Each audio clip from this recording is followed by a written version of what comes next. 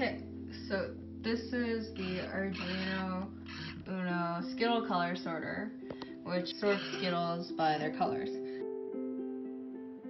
So as you can see here, we have the red, orange, green, yellow, and blue cups. I don't have enough party cups, so these will have to do.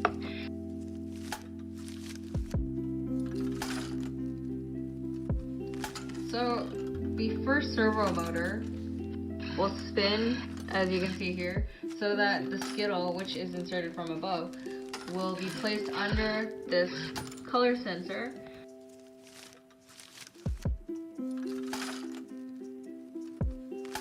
And basically using the method in the code, let me find it here, this is the method, detect color.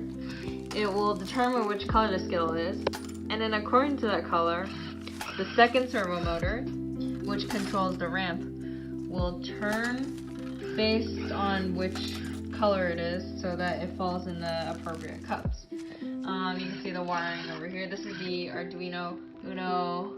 Behind it, this is the breadboard, which has the wiring and stuff.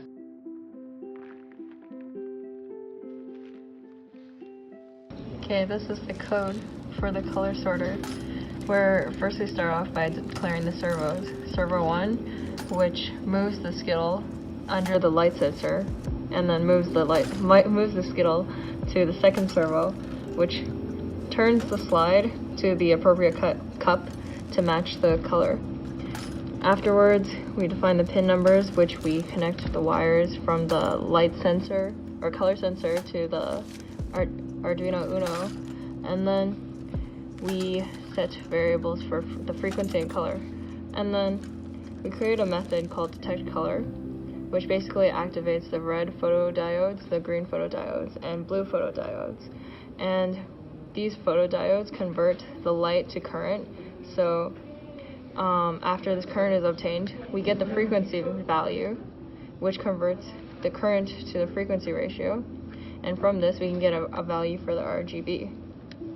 Afterwards, by looking at the RGB values, we can identify what the Skittle color was. So if the red was between these ranges and the green was between these ranges, we can determine that's red. So we're going to set the variable of color to 1, 2 for orange, 3 for green, and so on. Then we get the color. And then at the end of this, we return the value of the color so that we know which color it is. And then based on what color the Skittle is, the second servo will move the slide to the appropriate cup to match with all the remaining Skittle colors. And then the second servo over here will move accordingly. And then afterwards, the servo is placed back under the Skittle to pick up the next Skittle, and this whole process is repeated.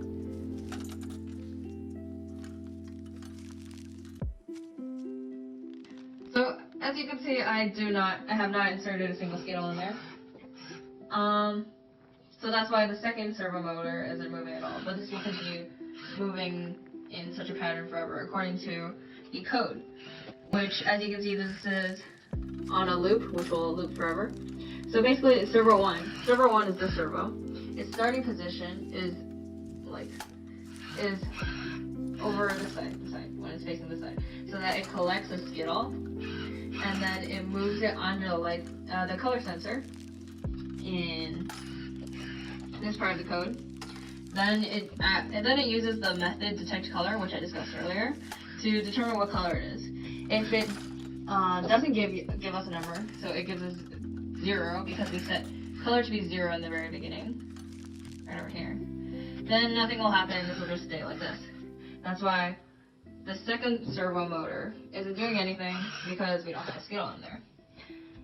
So based on what color it is, the second servo should move like this many spaces, like 50 spaces. Alright, if it's 50, then it would be over here, 80, 110, 140, 170.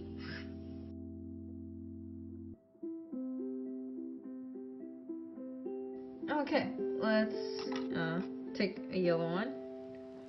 Let's put it inside the hole So here, because of this thing, which used to be for my Beyblades when I was younger, now it's become part of my comp-eng assignment. It traps it here so that it doesn't move out of place, so that when the first servo moves this cardboard under, it falls into the hole, and then it guides it throughout this small area over here. So let's test this out.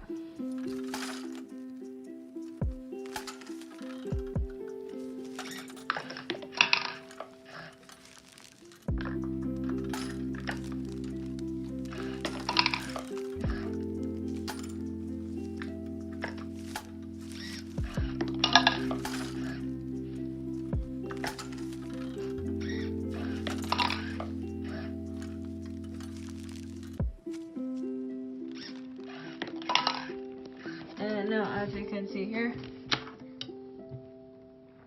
green, orange,